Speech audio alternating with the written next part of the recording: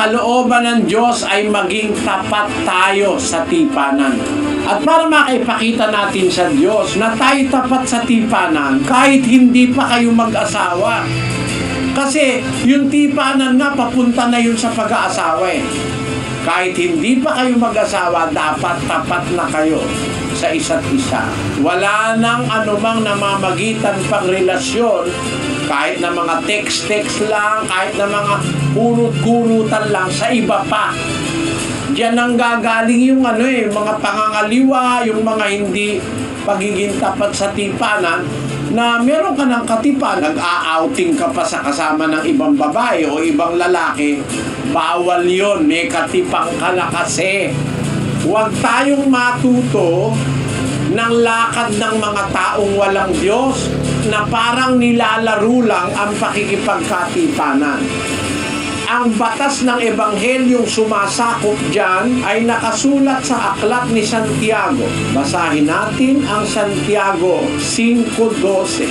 Ngunit higit sa lahat ng mga bagay, mga kapatid ko, ay huwag ninyong ipanumpa kahit ang langit, ni ang lupa, ni ang anumang ibang sumpa, kundi ang inyong oo ay maging oo, at ang inyong hindi ay maging hindi, upang kayo'y huwag mangahulog sa ilalim ng hatol. Batas yan ng Ebanghelyo. Ang oo nyo, maging oo.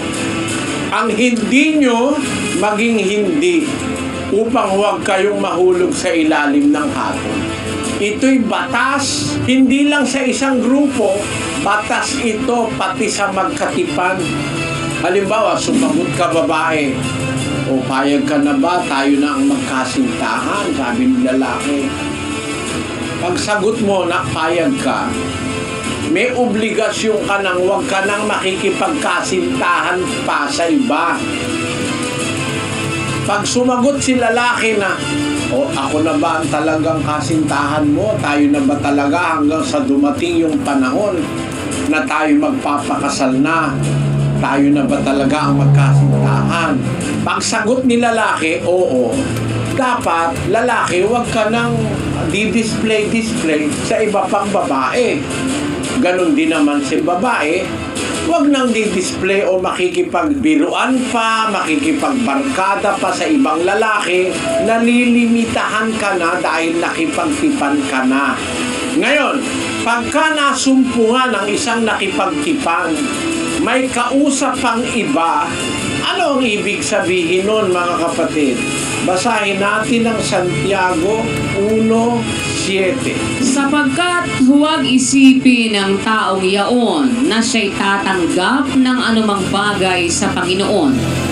Ang taong may dalawang akala ay walang tiyaga sa lahat ng kanyang mga paglakad.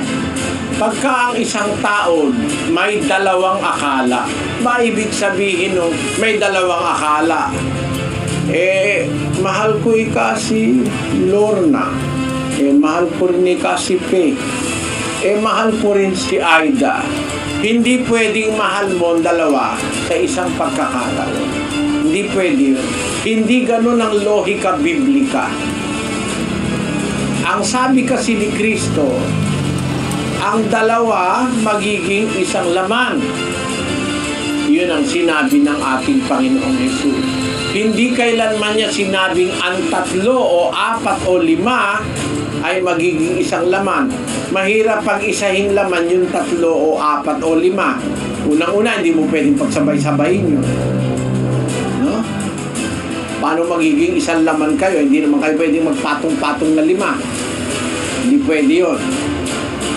At hindi pwedeng magkaisang laman at espiritu yung 5. May maiinggit doon. May magseselos doon. Merong magwawala ron.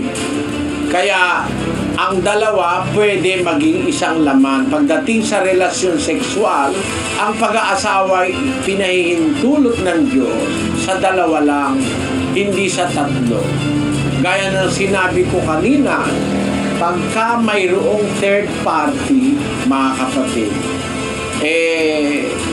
masama na yun. Hindi tama na dalawa-dalawa pagsasabayin mo. Sa Israel, Pinapasulog yon. Basahin natin sa Levitico 20:14. At kung ang isang lalaki ay mag-asawa sa isang babae at sa kanyang ina ay kasamaan, susunugin sa apoy kapwa siya at sila upang huwag magkaroon ng kasamaan sa inyo. Yan ang larawan ng isa sa kasalanang walang patawad, na mag-aasawa ka, mag-ina pa, pinagsabay mo. Susunugin kayong tatlo sa apoy. Yan ang batas ng Diyos sa Israel. Ano naman ang ibig sabihin nito sa atin? Sabi kasi ni Pablo, ang lahat ng kasulatang kinasihan ng Diyos mapapakinabangan sa pagtuturo, sa pagsansala at sa pagsaway, sa ikatututo na nasa katwiran. Ibig sabihin, hindi ka pwedeng kumuha ng dalawang kasintahan o hindi ka pwedeng kumuha ng dalawang asawang magkasabay. Kasi lumalabas, dalawang akala ka mayroon. Sabi ng Biblia, huwag isipin ng taong iyon na siya'y tatanggap ng anumang bagay sa Panginoon. Ba, hindi pala nun. Pagka dalawa akala mo, hindi ka tatanggap ng anumang bagay sa Diyos. Wala kang tatanggapin spiritual, wala kang tatanggapin material. Parang baliwala ka na lang sa Diyos. Ang taong may dalawang akala, walang tiyaga sa lahat ng kanyang mga paglakad. Yung taong may dalawang akala, walang gagawing matino yun. Walang magiging bungang mabuti sa isang taong may dalawang akala. Ano ibig sabihin nun? Dalawa akala, may dalawa yung nililigawan mo, wala kang gagawing mabuti. Kaya mga dalaga, makinig kayong mabuti sa akin. Gusto nyong mabuhay na may Diyos. Gusto nyong huwag kayong mapahamak, huwag kayong iibig kahit may nararamdaman na kayo na pagmamahal. Huwag nyong itutuloy pagka ang naiibigan ninyo ay nagdadala-dalawa o nagtatatlo-tatlo ng nobya. Masamang tao yan sa harap ng Diyos. Ang salita ng Diyos ay hindi masisira. Ang langit at ang lupa ay masisira, ang salita ko'y hindi masisira. Sabi ng Panginoong Jesucristo, ang salita ko'y hindi lilipas. Anong isa sa salita ni Kristo? Sabi ng Kristo sa pamamagitan ni Santiago, ang taong may dalawang akala, walang tiyaga sa lahat ng kanyang ginagawa. Huwag isipin ng taong iyon na siya'y tatanggap ng anumang bagay sa Panginoon. Pag nakakita kayo ng isang lalaki nanliligaw sabay-sabay, dalawa, tatlo, kahit na mahal mo, kahit yan ang pinakapogi sa lahat, huwag ka nang tumuloy. Nagpapakamatay ka pagka tumuloy ka ng relasyon sa ganyang klaseng tao.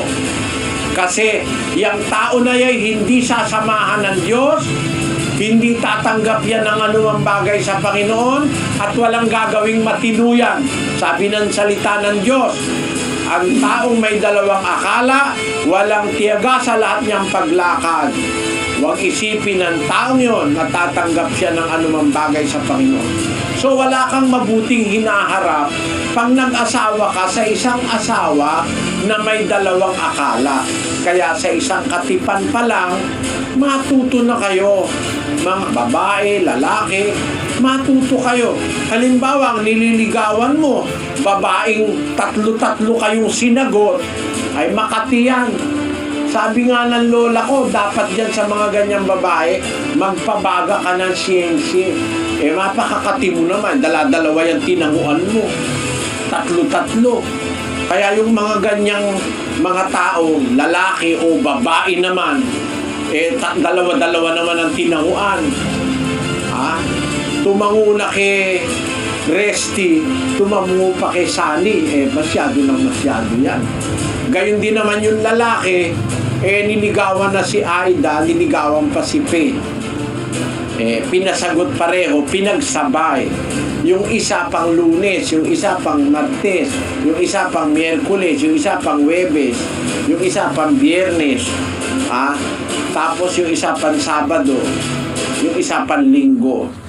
Merong ganyang mga lalaki, pagka ganyan nakita nyo, kahit gaano kagandang lalaki, mga kapatid, maiimpyerno ka lang, magdudusa ka bago kayo makipagtipan. Magbulay-bulay kayo, huwag kayong pabigla-bigla.